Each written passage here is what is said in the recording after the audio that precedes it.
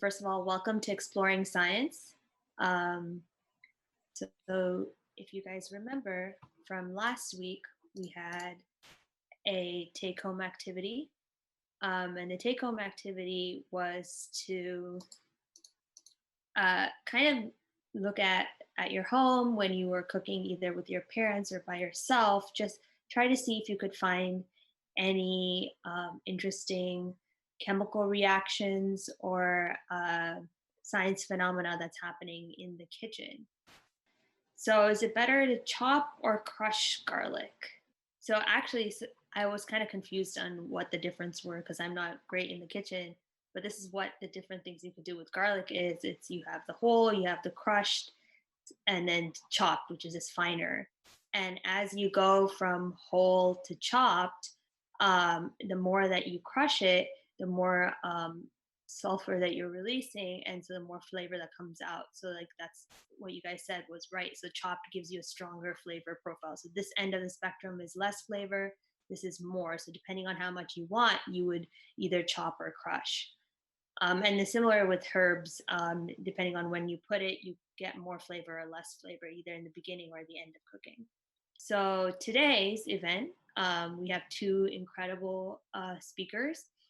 This is Heather Ortega. She's a graduate student in neuroscience, and she's going to tell us what happens in the mouse brain when they make decisions, especially like during a game.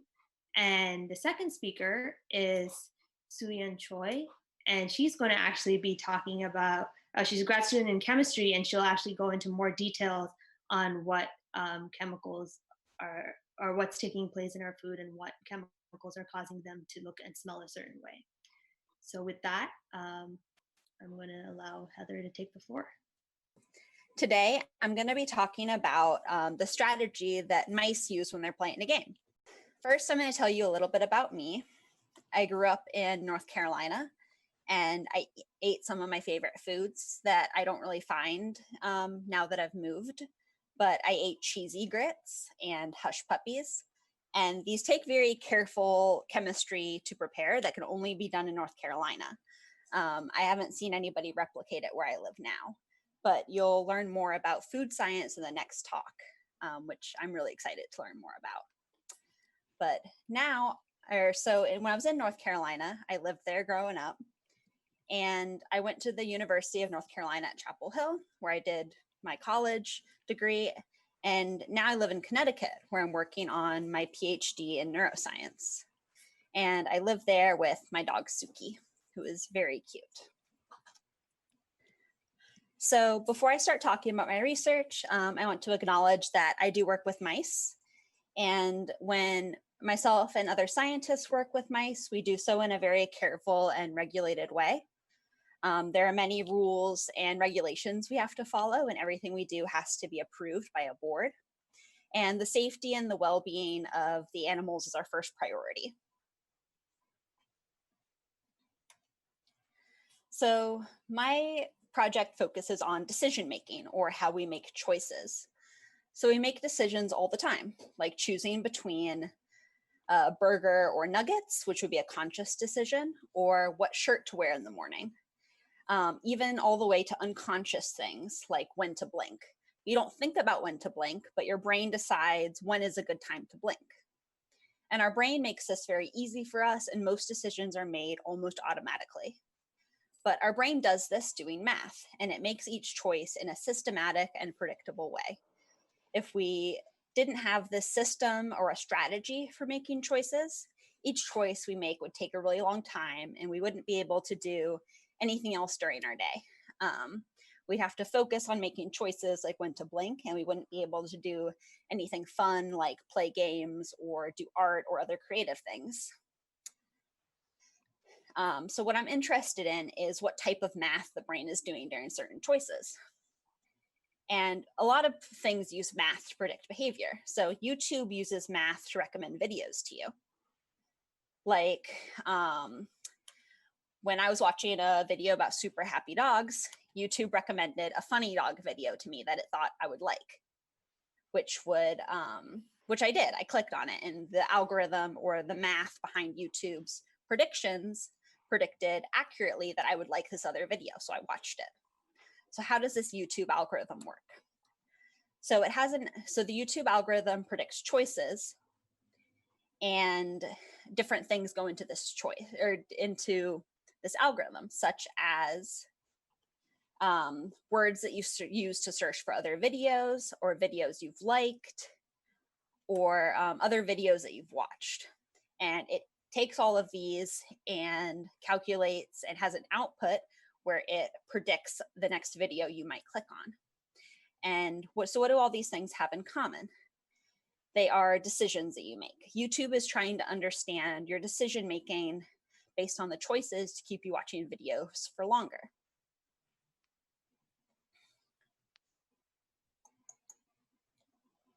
So let's talk about my research. I want to write an algorithm using math to understand the brain and how mice make decisions in a game. So we can't ask mice about their decisions or choices, so we have to make a game where we can infer what they might be thinking. Imagine you're playing a game where you're trying to make it out of a maze like this one. So you have to make a series of left and right turns, and each of these turns is a decision. You have to choose whether you want to turn left or right. Each turn you make is a decision, and how you make these choices is your strategy. So let's talk about the strategy in the maze a little bit more. The goal of my research is to understand the strategy that the mice are using to make this series of decisions. Like in this series, the mouse made a series of left choices in a row. Unfortunately, we can't talk to the mice and ask them why they made these choices, so we have to use other tools to figure it out. Some strategies we can figure out pretty easily based on the pattern of choices. So we have three options here. The mice can be alternating, going back and forth, always going left, or always going right. These are three strategies that the mice be using. So what strategy do you think that the mouse is using here in column A? Can you put your answers in the chat? Yep. So this is an example where it's fairly easy to tell from looking at the series of choices that the mouse is always going left. What about this one? Can you tell what strategy the mouse is using? Awesome. Yeah, the mouse is alternating. So some strategies are pretty easy to see by eye in the pattern of choices. So the game that my mice are playing is a lot like a maze, but a little bit different. The mice are making a series of left and right choices, but for my experiments, I had to adapt the game so that the mice wouldn't figure out the maze if they did it many times. So just like humans, once a mouse does the maze once or twice, they remember which way to go, and they'll use their memory to guide them towards the exit. So I'd have to make a lot of mazes to prevent this problem. So instead, the mice are in a box like this one, and they can choose to press a left or a right lever on each side of the box. And this means that the mice can do an infinite number of mazes. So if the mouse presses the lever on the left, that's like making a move to the left and turning left in the maze. And if they make a choice on the right side and press the right lever, they're going right in the maze. Like at the beginning of the maze here, when you go into the maze, you would want to go right so that you continue through the maze. Another change I had to make was I had to make sure that the mice know how they're doing in the maze. So normally when people do a maze, they don't know until the very end that they're going the right way. But we had to make it a little bit easier for the mice. So after each choice they make, we let them know how they're doing and if they're going the correct direction. So to do this, we give the mice candy when they make a correct choice or they go the right way in the maze. And we don't give them any candy when they make the wrong choice or they go the wrong way in the maze. So let's imagine the mouse is here in the maze and needs to go right to go the correct way in the maze towards the exit. So if they choose to go right, they get candy. Yay, they made the right choice and they know they're going towards the exit. But if they go left, they don't get candy. And they know they went the wrong way, and they can use this feedback with their strategy to make the next decision. So like we saw earlier, some strategies are easy to figure out. You guys knew that this one, the mouse was always going left, and in this one, the mice were alternating. But sometimes, especially with longer series of choices, the strategy isn't very clear. So in this example, the mice might be using a strategy called win, stay, lose, switch. So what is win, stay, lose, switch? So in this strategy, the mouse will use choices and whether they got candy or not to make the next choice. When the mouse makes a choice like pressing right and they get candy, they consider that a win. And they repeat that action or they press right again, which is staying or win, stay. So they will keep pressing the right lever to get a bunch of candy. And this makes up the win, stay part of the win, stay, lose, switch strategy. Now, what do you think happens when the mouse presses right and they don't get candy? What do you think they'll do next?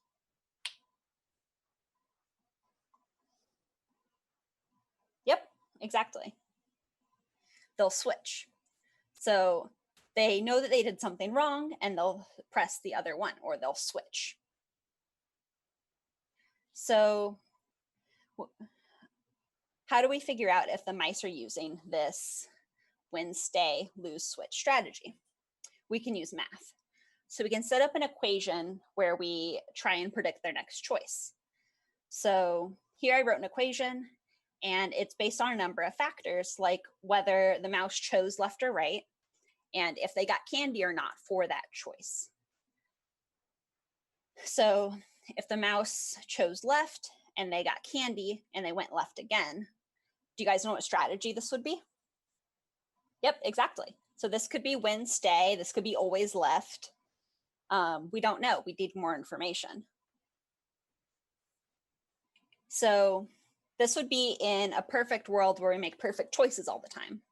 But mice and humans aren't perfect little robots and we don't make the perfect choice every time. So sometimes when the mice choose left and get candy, they switch anyways, which is kind of an irrational choice, which doesn't really make sense in our equation. This isn't win, stay, or lose, switch. To remedy this, we can add a term to the equation called beta. So what is beta? Beta adds a chance of switching to the other choice, whether the mouse gets candy or not. This is a difference in each mouse's baseline tendencies to switch between going left and right. And beta is what makes us not a perfect robot. It's a good thing. It tells us to go and check out the other option to make sure we're not missing anything. So for example, if the mouse presses right and gets candy, the mouse will repeat the action again. And this is win, stay and has a small beta. But if the mouse presses right and gets candy, but it doesn't repeat that action, this is a win, switch and has a really big beta, which adds randomness. So this is what makes mice and also humans not perfect robots who want to win, who want to do the perfect win, stay, lose, switch behavior. So why do we care about beta? Beta is what makes us make decisions like win, switch, and lose, stay. They may seem a bit irrational, but they're an important part of our decision-making process. And it helps differentiate us from robots or this perfect agent that always makes the right decision. It's what makes us free-thinking mice and humans. It's important to explore other options and see what else is out there, even if we think we know what is best or what is going to give us the most candy in this situation. So to summarize, we talked about how we can take a game like a maze and turn it into a game that mice can do, where they choose between going left and right.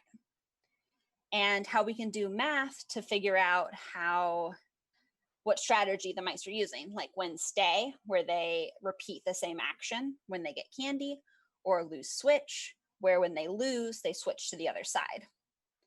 And how beta makes us not like robots and gives us kind of this randomness to our decision making. Do you guys have any questions? Heather, really quickly, there's been a lot of questions about beta in the chat. Okay. Could you just quickly clarify what beta means? Yeah, so if we look at our equation where we have our choices, we can go left or right, and the mice can either get candy or not, that equation by itself will tell us that the mice will always win, stay, lose, switch, or they have this perfect behavior where if they get candy, they always repeat that action. And if they don't get candy, they will always switch. But we know this isn't true. We know that a lot of the time, people and the mice will irrationally, maybe if they get candy, they will do the other action anyways. So we have to add something to the equation that tells us more about what's happening in the mice and human brain. So this is beta, and beta adds randomness to the equation. So it's telling us that, yep, it's just like a randomness factor. So it tells us that even under perfect conditions, when the mice are getting candy, they might randomly choose the other side. Hey, Heather. Yeah. So really cool talk. I'm just going to ask you a couple questions that we've seen in the chat. So how do the mice know to press the lever? Can you talk about that a little bit? Yeah. So that's a really hard part of training sometimes. Sometimes the mice don't really want to press the lever. So what we do is we hope they press the lever by accident sometimes.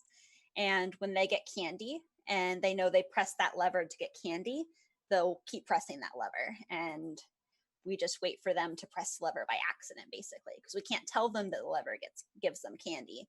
They have to figure that out for themselves. I see. So I work with mice too, and sometimes Mm-hmm. they're very curious and they'll just sort of press it because they have nothing else to do in the box, right? Yep, exactly. Awesome. And do you think that it would affect your results if you gave them different results? So for instance, I give them milkshakes. Do you think that that can change how they learn or what they learn? Like if we give them like candy versus milkshake versus like some other type of incentive? Yeah, exactly. Yeah, definitely. There are other studies that instead of like a food reward, like candy or milkshake, sometimes they'll give the mice like a chance to play with their best friend. And the mice will also do games like this for the chance to hang out with their best friend, which I think is really cute. I've actually seen that study. It's really cool because, and that's with rats, right? And they love being social and hanging out with their buddies. Yeah. Exactly. And then can you just go over maybe one more time about why it's important to follow the win stay for animals and why they should do that? Yeah, definitely.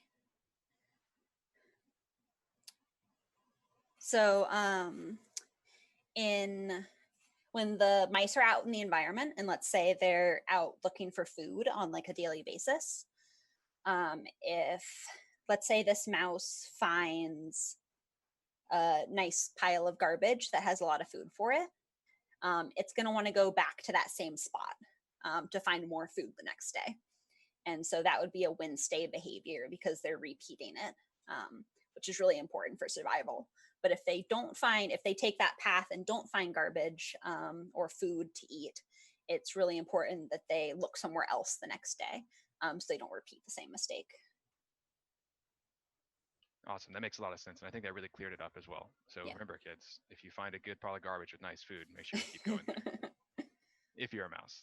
Yeah. Awesome. Well, thank you very much again, Heather. That was a really excellent talk. Thank And you. obviously, I'm a little biased because I love this type of work, but awesome. So I think we'll go into the breakout sessions and we can definitely talk more deeply about this on smaller groups. Awesome.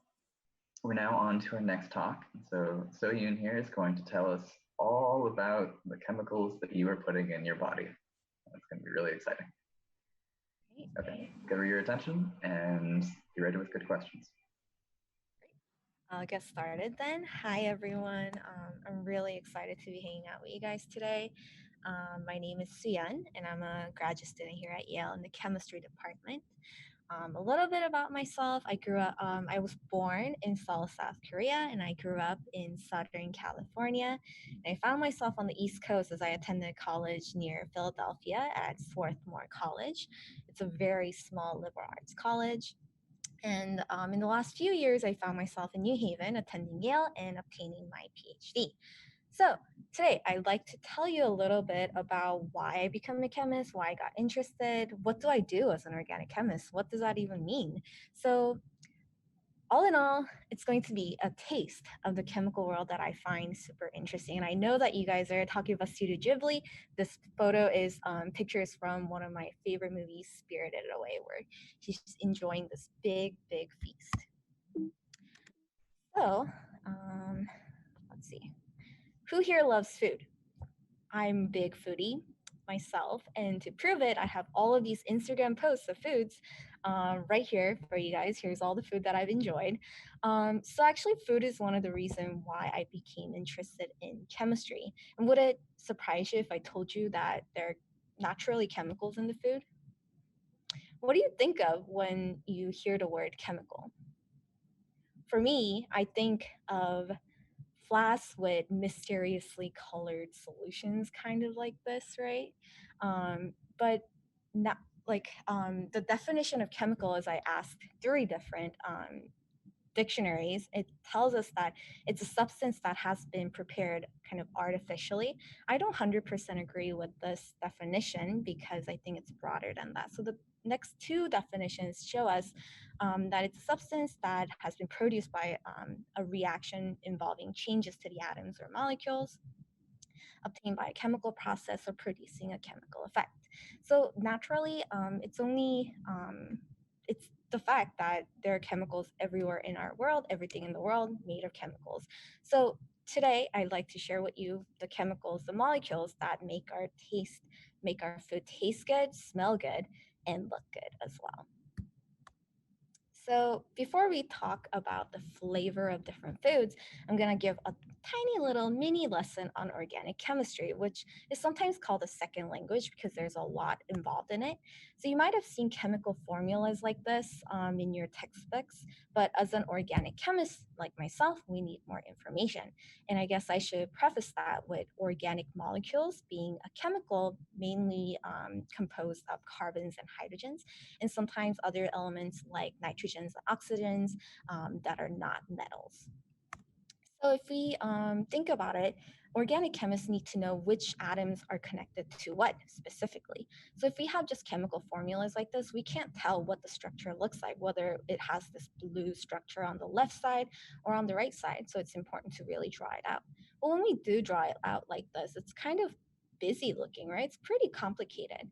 So you can see that we can replace the carbon bonds with lines. So wherever there's a point where the lines meet, that's a carbon with the appropriate number of hydrogens attached. And before we get to the perfect looking chemical structure that I'm satisfied with, we need to make this a little bit more 3-dimensional. So if you see a bolded line like this, it means that the carbon attached is pointing out towards you. And if you see a hatched line like this, it means it's going away from you. So here we have a 3-dimensional representation of a chemical structure of a molecule. So what I've shown you here is 2 amino acids linked together. What are amino acids found in? Do you guys have an idea? It's found in proteins.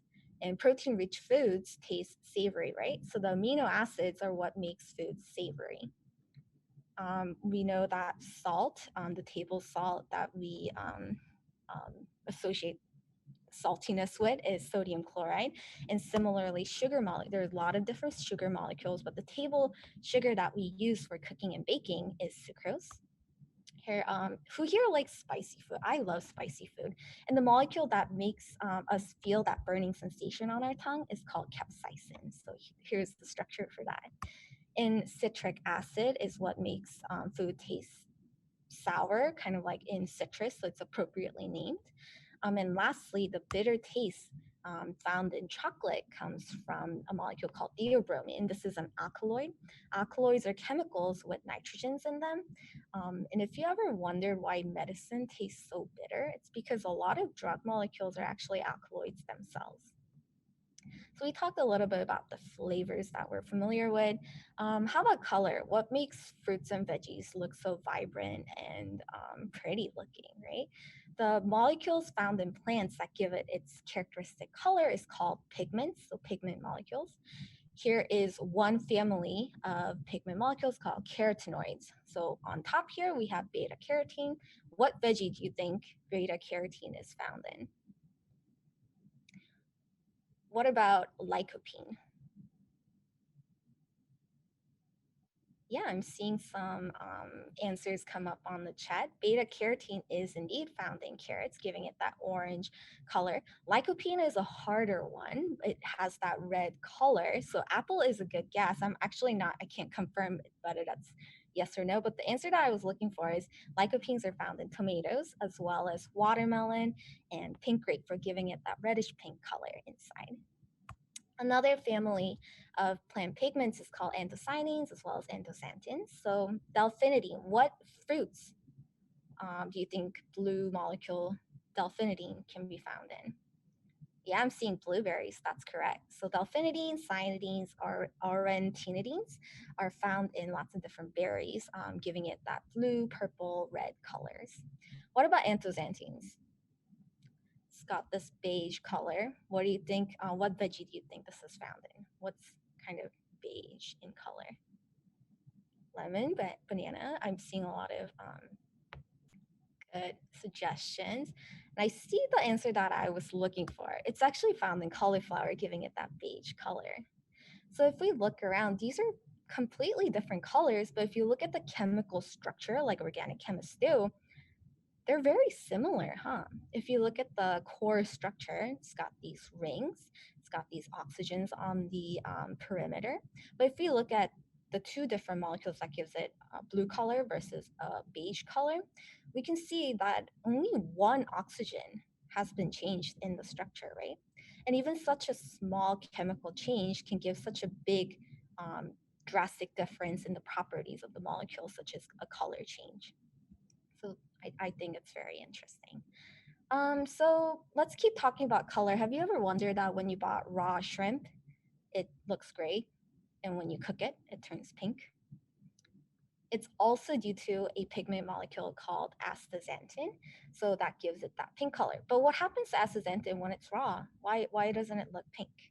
So it's hidden inside this protein called beta-crustacyanin, which is found in the exoskeleton in the shellfish like shrimp, lobster, and crab.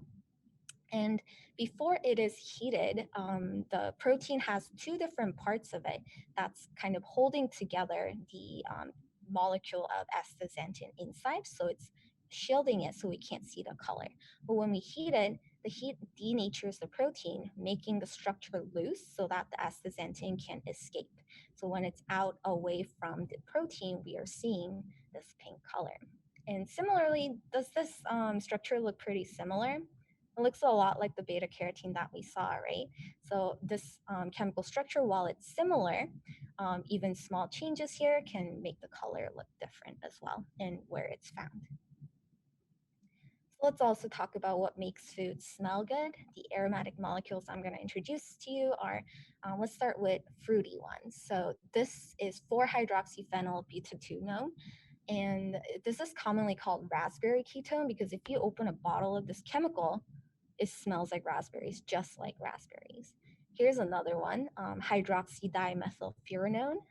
Here's the structure of it, and these are found in strawberries and mangoes that make it smell really sweet.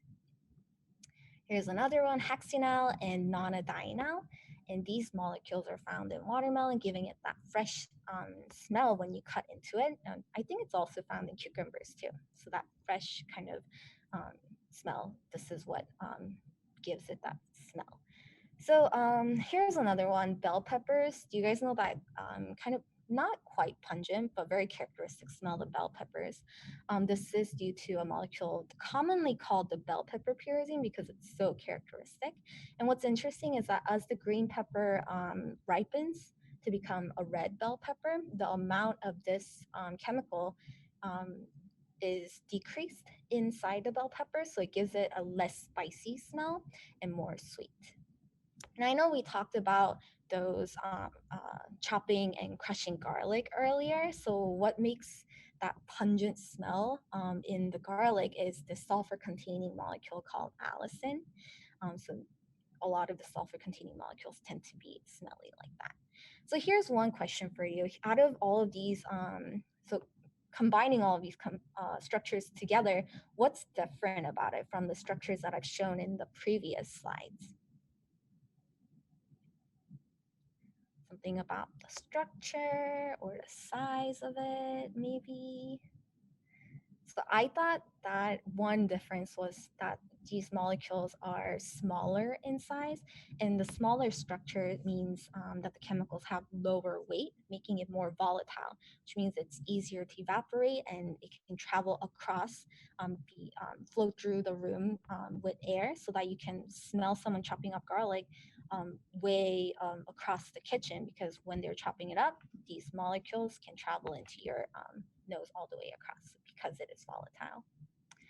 So when you see a product labeled chemical free, do you think that's possible? Yeah, I think that's impossible as well. Because can you imagine a world where there's no air to breathe, no food to eat, no water to drink? Because all of these are chemicals, right? So a Swiss scientist from the 16th century, I think, said it best. So all things are poison and nothing is without poison. Only the dose makes a thing, not a poison. So what he's saying is that everything in the world, including chemicals, can be harmful to you. The only thing that's keeping it from harming you is how much of it there is. So I think it's really important to study chemistry to know which chemicals can be beneficial to you and harmful to you, and how we can take something that might be toxic and change it so that we can use it to benefit us, like make it into a cancer killing medicine, or make sure that something that can be beneficial to us doesn't actually harm us in too much amount. So these are the reasons that got me interested in becoming a chemist. So another reason why I became a synthetic chemist specifically is that I love to make things. I'm a baker, so I love to bake. I make a lot of birthday cakes for my friends. Here's a red velvet cake that I made for a holiday potluck, some strawberry banana cake. Here's a cookies and cream cake with a layer of cookie dough inside. So a lot of different things, right? So similarly, synthetic chemists in the laboratory, just like bakers take all of these ingredients and whip up a nice looking cake, synthetic chemists are using different chemicals to make new molecules, new compounds that can be useful to us in our daily lives in different aspects. It can be used in nonstick coating of frying pans, as well as water repellent coating on our raincoats, and even life-saving drugs. So that's what motivates me, is that I think studying the synthesis of it can lead us to bettering our world with new chemicals. So you might be wondering, what does it look like in the laboratory? So here's just a photo from the lab. Here, my lab mates, Junchi, Chris, and Fly. So we're all wearing our PPE to protect ourselves. Here's a photo of a typical chemical reaction setup. So we add chemicals into our flask right here, a round bottom flask filled with solvent that's going to dissolve our reactants. So the reagents that we add in, if they're solid, we can weigh it out and add it directly. If they're liquid, we're going to use a needle and syringe.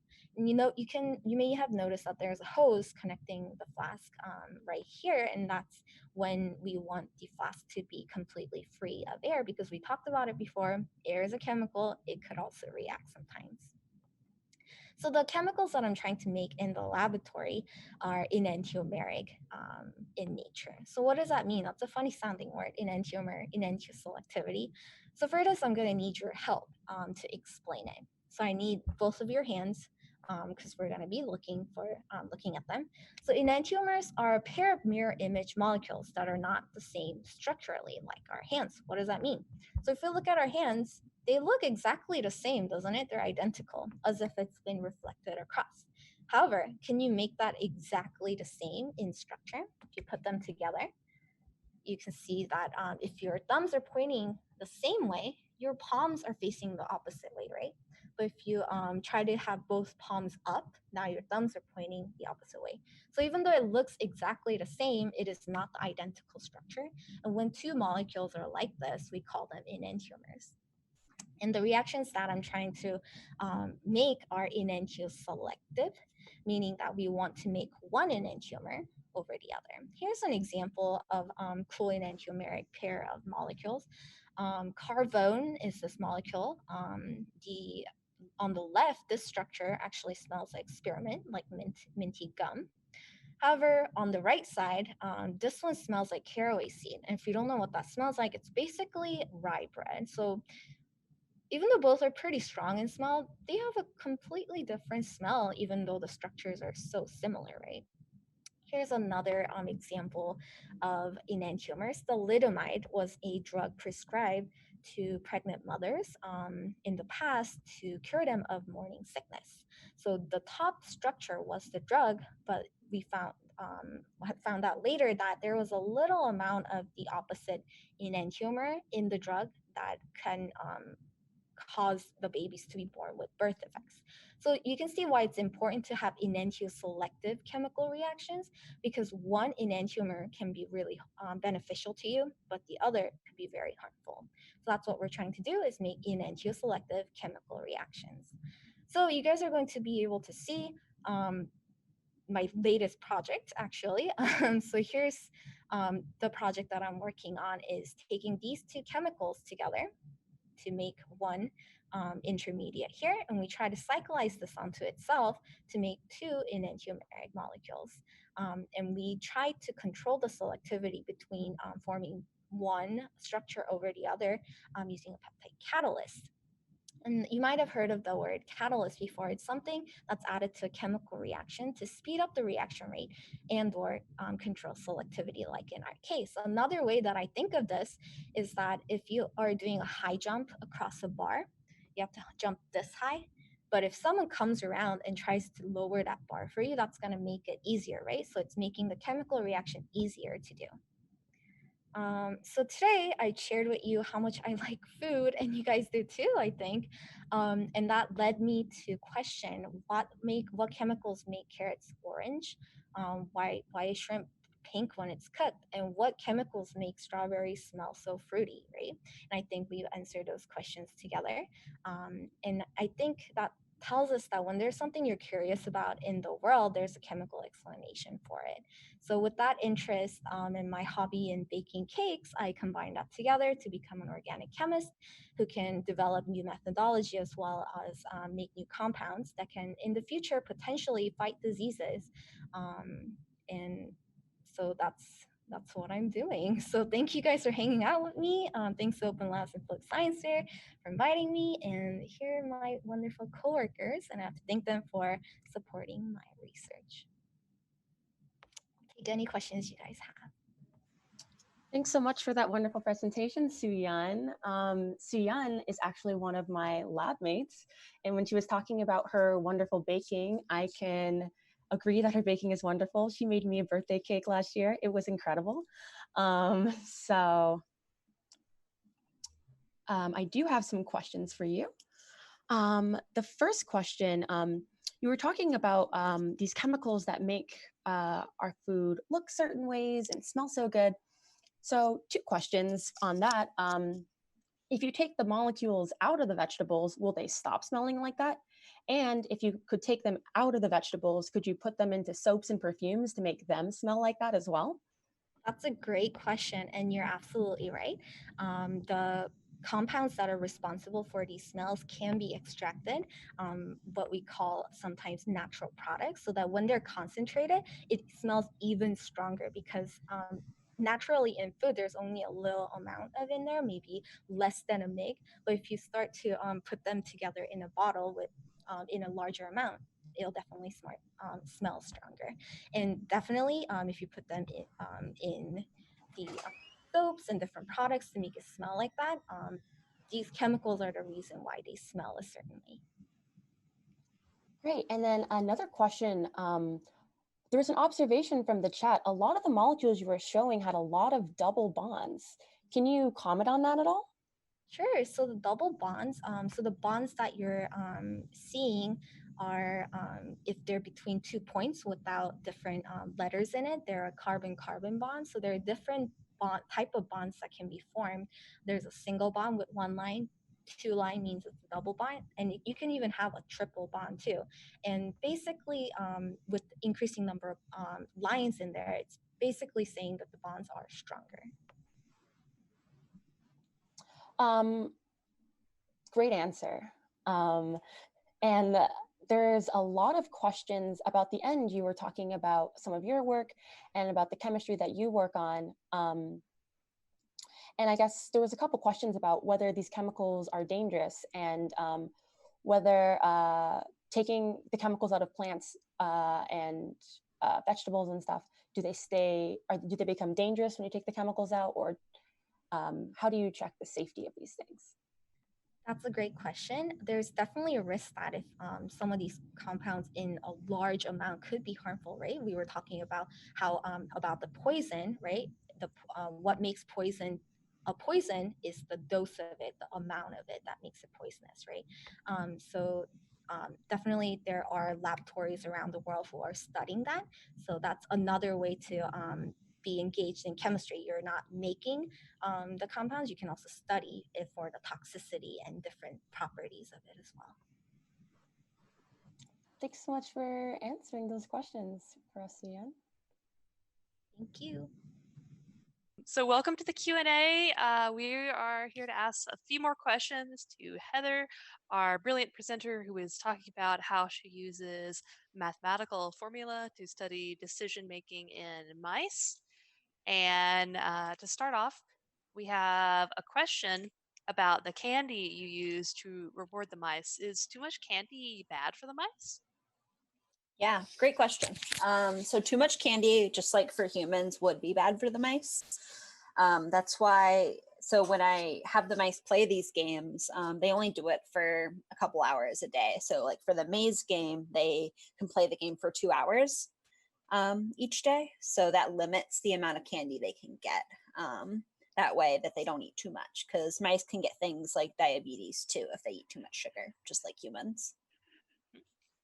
And then sort of speaking of the mice, what kind of things might influence the result? Like maybe, sort of going on the candy, if they're like full, do they not want to play the game?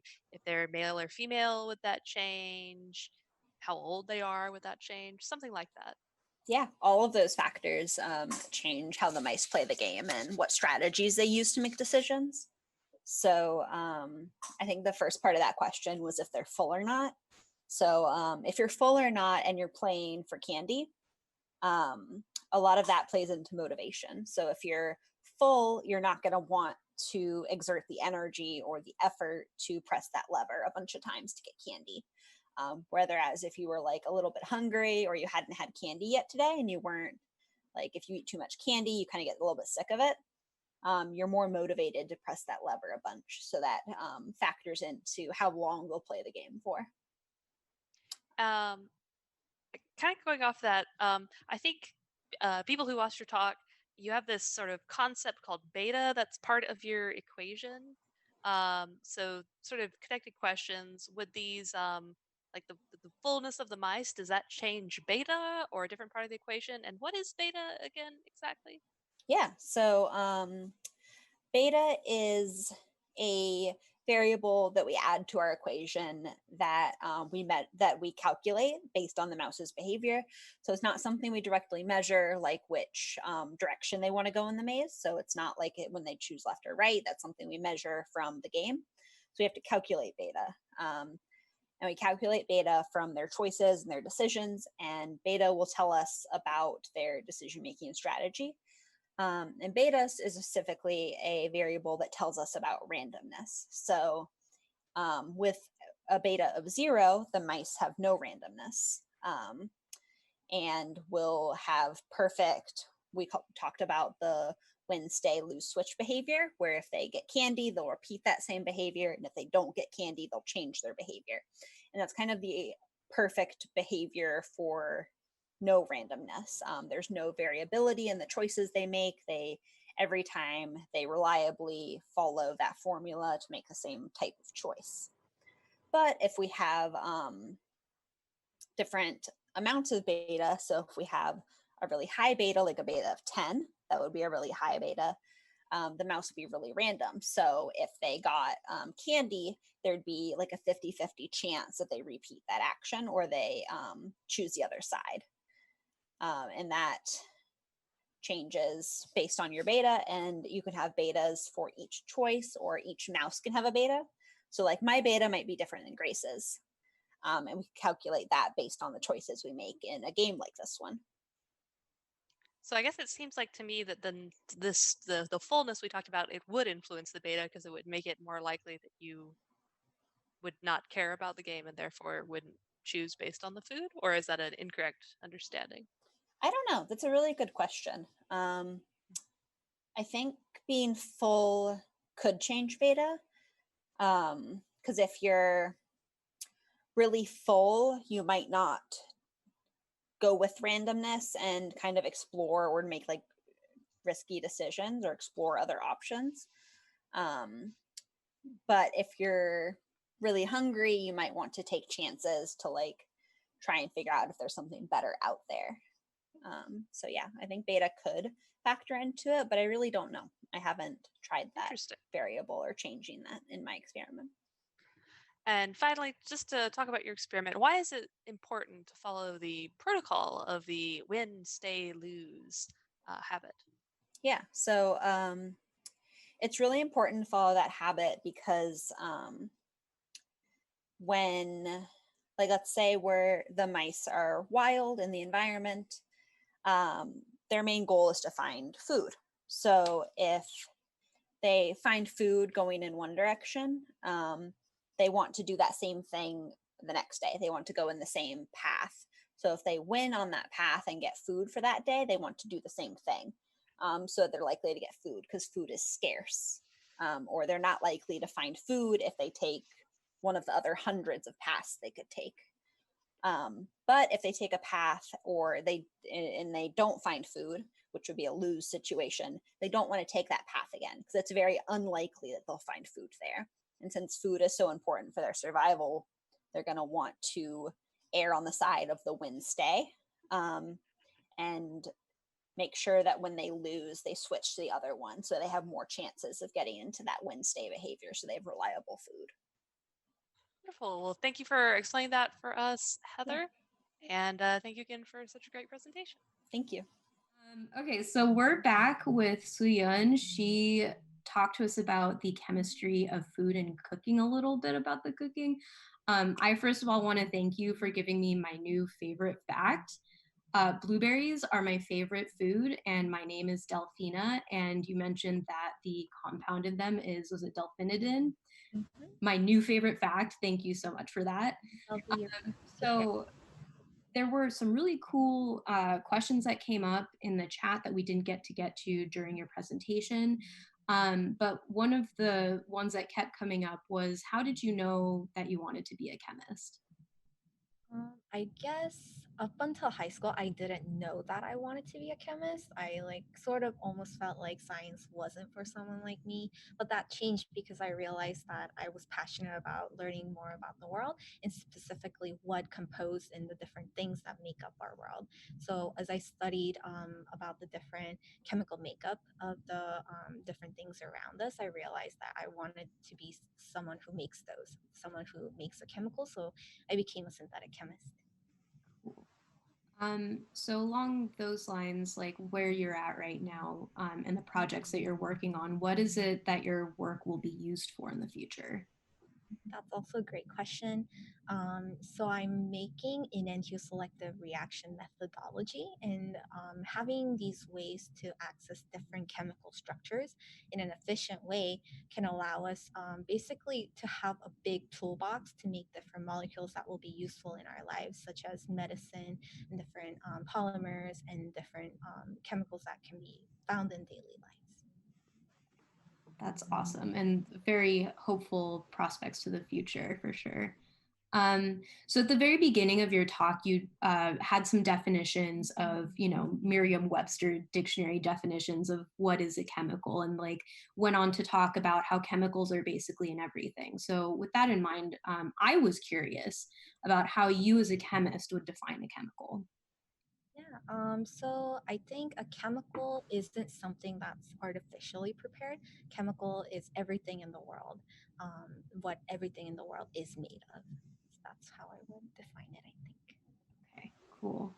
And so with that, like everything is made up of chemicals, so that means that everything has bonds of some sort, right? So what is a bond exactly? A bond is the interaction between two atoms that keeps it bound to each other to form a structure between the atoms. And to define a simple, basically, yeah, it's a connection between the two atoms. Cool.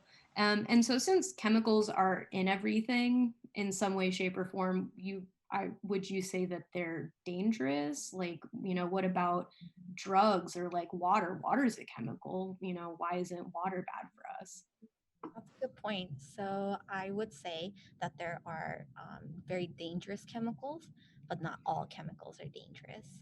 And as I had shared in the presentation, what makes a chemical dangerous to us is the amount. So some chemicals, we can have a lot of it before it's harmful to us, but some chemicals, even if we have a little bit of it around us, it can definitely hurt us in some ways. So that's what I think is interesting about chemistry.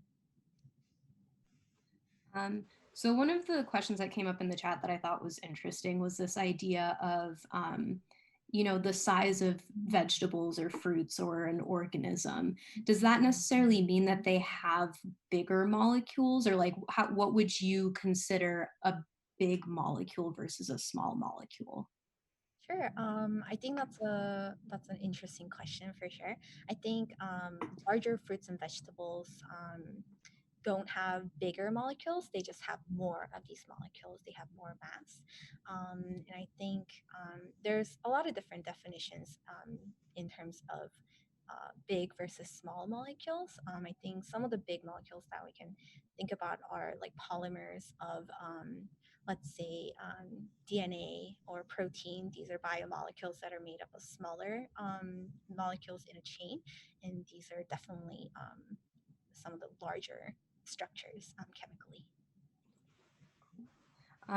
So, all of these different, molecules and chemicals combine to do a lot of different things. So one of the other questions that came up was, why was it that the formulas of some of the pigments you were talking about, or some of the the more odorant chemicals, they look very similar, but just a small little change made it smell or look completely different.